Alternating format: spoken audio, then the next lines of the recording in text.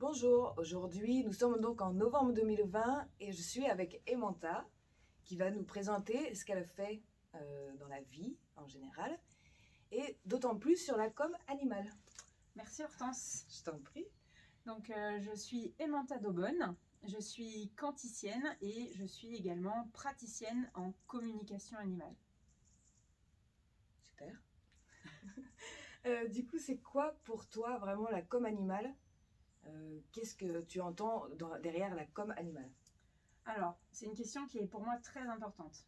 Effectivement, dans le terme de com animal, il y a énormément de choses. Ça revient à être une communication intuitive entre un individu et un individu animal, pour le coup, et un individu humain.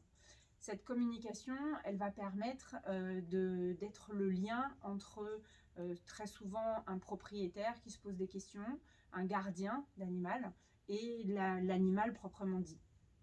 Ok. Et du coup, alors à quoi ça sert pour toi? Euh, Qu'est-ce qu'on peut attendre derrière la communication animale? Alors, ça pour moi, c'est aussi un point très important. C'est-à-dire qu'on va venir recevoir le message de l'animal. C'est exactement la façon dont lui ou elle, bien sûr, voit la situation, appréhende le moment, etc.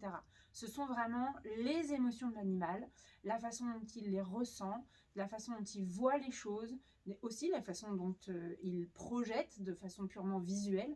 Pour une petite anecdote, par exemple, ça peut m'arriver régulièrement que dans les chevaux, l'animal à laquelle je m'adresse me parle d'un copain à lui. Et ce copain, techniquement, en vrai, il est plus grand ou plus petit. Et dans lui, il le donne de façon totalement opposée. Donc c'est vraiment la façon dont l'animal voit la situation, appréhende le moment. Et c'est vraiment ça qui est pour moi vraiment très important. C'est écouter ce que l'animal a à dire. Vraiment. Super.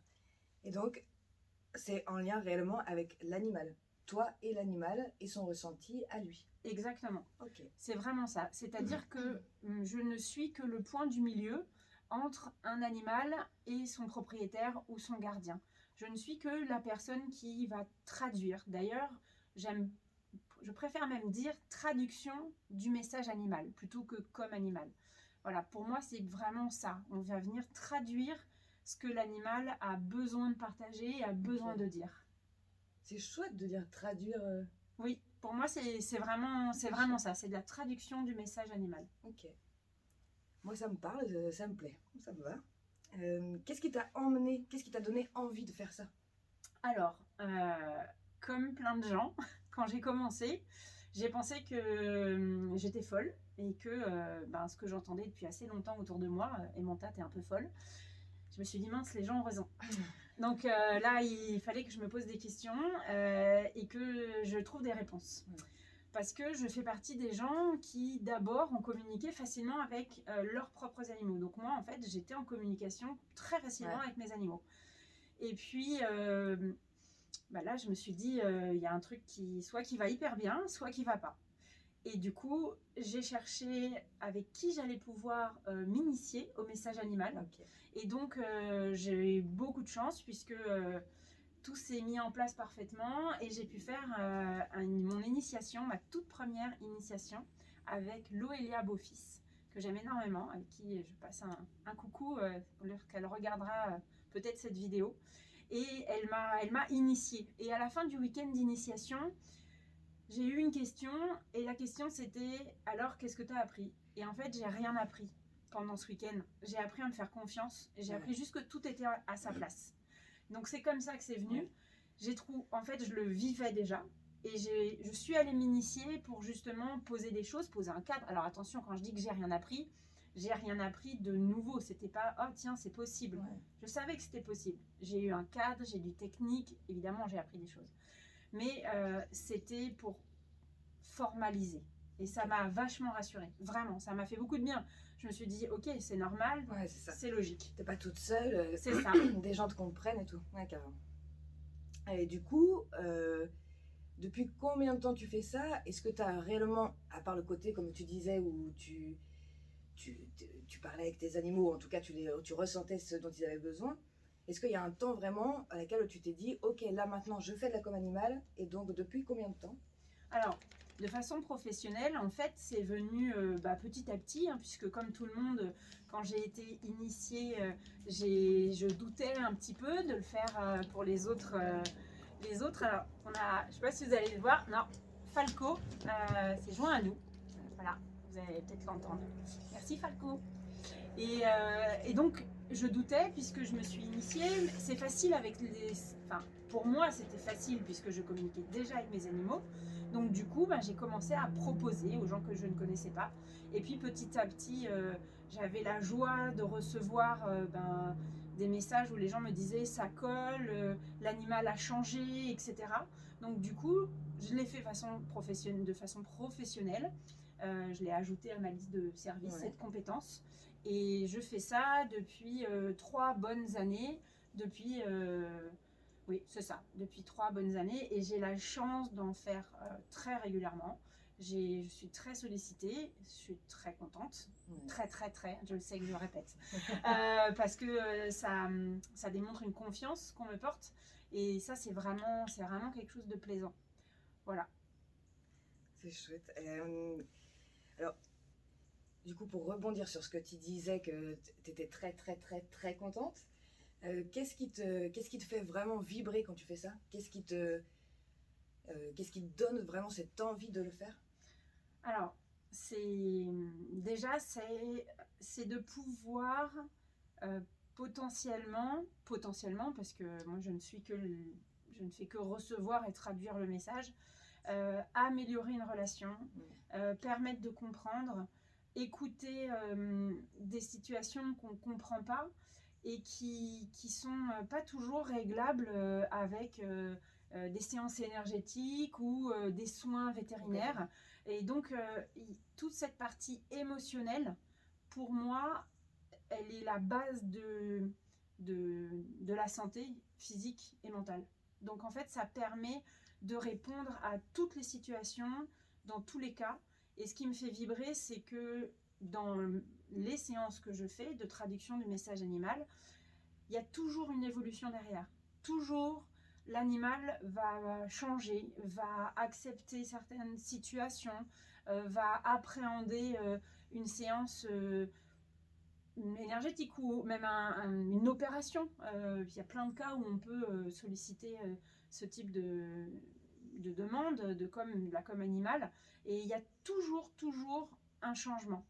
Et le changement, c'est porteur de bien-être, de bonheur, et c'est ça qui me fait vibrer. Donc d'évolution. Exactement, et d'évolution. Et donc je rebondis sur ce que tu disais, donc ça peut t'arriver parfois aussi au début que ça fonctionne pas comme peut-être tu t'y attendais, ou que ça fonctionne pas comme les personnes en face de toi s'y attendaient peut-être aussi. Alors ça, c'est très intéressant. Alors, j'ai pas trop cette notion de fonctionnement, par contre, c'est qu'est-ce que l'animal va dire. Effectivement, il peut arriver que le propriétaire demande une com et qu'il ait l'habitude d'entendre, je vais prendre les chevaux parce que je fais beaucoup de chevaux, que le cheval il est heureux, qu'il va bien, qu'il ferait un peu plus ça, bon, mais voilà. Sauf que dans la façon dont je travaille, dans les champs d'information auxquels j'ai accès, je reçois des fois des messages moins faciles à recevoir de la part de l'humain. Par contre, ce que je reçois, c'est que c'est vraiment le tréfonds en fait de ce que l'animal il a à transmettre. Et effectivement, ça peut parler de douleur physique, émotionnelle. L'animal peut transmettre des mécontentements, ne pas être absolument pas du tout d'accord avec ce qu'il est en train de vivre, refuser catégoriquement. C'est pas parce que on va faire une com animale pour que le chien accepte plus facilement d'aller chez le vétérinaire, par exemple, que l'animal va le faire. C'est toujours un point où l'animal il est pleinement dans ses pleins pouvoirs en fait. Voilà. Et c'est pas là comme animal qui va agir sur l'animal, pas du tout. On écoute. C'est ça, la liberté d'expression animale. Exactement. Et je pense qu'on en a tous besoin en ce moment. Exactement. C'est vrai? Tout à fait, je suis entièrement d'accord. Et donc du coup, donc, la personne en face de toi, elle n'est pas forcément d'accord d'accepter ce message-là. Elle n'est pas forcément OK pour accepter, est-ce qu'il y a un travail derrière avec cette personne-là, on va dire humaine, Mhm. ou est-ce que tu continues d'abord sur le travail animal plusieurs fois, peut-être pour lui apporter des nouvelles connaissances à Ouais. cet humain en question? Alors, effectivement, l'humain n'est pas toujours ravi d'appréhender l'information que je lui transmets. Ça, c'est vrai. Après, je le dis, vraiment, je me positionne seulement comme un point du milieu. Euh, Humainement, puisque moi aussi j'ai des émotions, je ne me sens pas impactée lorsque l'individu n'est pas ravi de ce qu'il a reçu. Ok. Et par contre, effectivement, comme la traduction du message animal, c'est l'un des services professionnels que je propose, j'ai la capacité, en tant qu'accompagnante quantique et chamanique, d'accompagner l'humain ensuite pour qu'il comprenne la dimension du message et qu'on puisse aller plus loin. Et effectivement, je peux dispenser des séances énergétiques pour aussi accompagner l'animal, s'il y a besoin. Mais je ne change rien à la traduction du message. Je ne galvaude aucun message. Je fais attention à la façon dont je le transmets à l'humain, parce qu'on est des êtres sociaux, on l'oublie souvent, diplomates, n'est-ce pas? Mais là, on a Raja qui vient avec nous, la minette, et Falco qui revient, c'est chouette. Mais même si je fais attention à ce que je transmets au propriétaire, à l'humain, je n'amenuise jamais le message animal. Super. Voilà, s'il y a du mécontentement, de la douleur, je le transmets. Et s'il y a aussi énormément d'amour et que ça déborde, etc., et ben je le transmets aussi. Donc du coup, tu fais tout le monde. Je peux, effectivement. Là, oui. On te remerciera parce qu'on va t'amener un cheval et puis au final, tu vas finir par nous soigner peut-être aussi un peu. Exactement. De toute manière, l'idée, c'est toujours d'accompagner le couple. Vraiment. Et donc, je vais finir avec cette question-là, qui je pense beaucoup se pose, en tout cas moi je me la pose. Est-ce que tout le monde peut faire ce que tu fais? Est-ce que c'est possible pour tout le monde? Est-ce que tout le monde a les capacités de le faire ou pas? Ouais. Alors, la réponse, c'est oui. Hein, j'insiste, tout le monde peut le faire. Tout le monde. Vraiment, je pense que tout le monde peut s'initier. Je pense que c'est mieux d'être initié en présence plutôt qu'avec un livre, mais c'est que mon avis. Mais tout le monde peut s'initier et tout le monde peut réveiller cette capacité qu'on a en nous. Ça, j'en suis persuadée. Et vraiment, j'invite tous les gens qui ont envie d'éveiller ça chez eux à le faire parce que c'est distribuer de la magie, c'est distribuer du bonheur. Si on pouvait tous se comprendre, tout serait simple. On est d'accord. Voilà. Donc je pense vraiment que c'est accessible à tout le monde. Après, la petite nuance que je mettrais, c'est que chaque communicant, puisqu'on appelle les gens qui le font des communicants, chaque communicant va être différent en fonction des capacités qu'il aura développées autour du fait de recevoir le message animal. Plus on grandit soi et plus on travaille sur soi, plus on ouvre nos potentiels de réception. Okay. Voilà, et j'ai la chance de faire partie des gens qui reçoivent des choses qui vont loin, qui viennent de loin, autant en distance qu'en temps. Et effectivement, ça donne une dimension aux séances de message animal que je reçois très différente. C'est quelque chose qu'on me dit tout le temps. Tout le temps, je reçois l'information. Eh ben, j'avais déjà demandé des communications, mais elles n'étaient jamais de cette dimension-là. Mais je ne suis pas surprise. Et comme j'ai à cœur de créer du lien entre les différents professionnels, lorsqu'il y a besoin de contacter un ostéo, un vétérinaire également, ou un shiatsuki, etc., je le dis toujours. Je pense que plus on sera tous ensemble, plus on sera reliés et plus on sera respectueux et qu'on se comprendra. C'est chouette. Eh bien écoute, est-ce que tu as autre chose à nous dire sur la com animale? Est-ce que tu penses qu'on a fait le tour ou tu as quelque chose à rajouter peut-être? Alors, je pense qu'on a fait le tour. Il y a une toute petite info, mais que je ferai bien dans une autre vidéo, puisque j'ai la grande joie d'initier les gens au message animal et j'ai créé un cycle qui s'appelle Communicant éveillé, mais on en parlera dans une autre vidéo. Super, merci beaucoup Emanta. Donc, Emanta d'Aubonne. Son site aussi, c'est Be Super Glad. Oui. Sa page Facebook. Et allez-y, les yeux fermés. Clairement.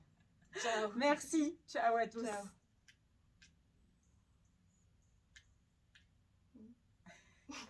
Je vais appuyer sur stop.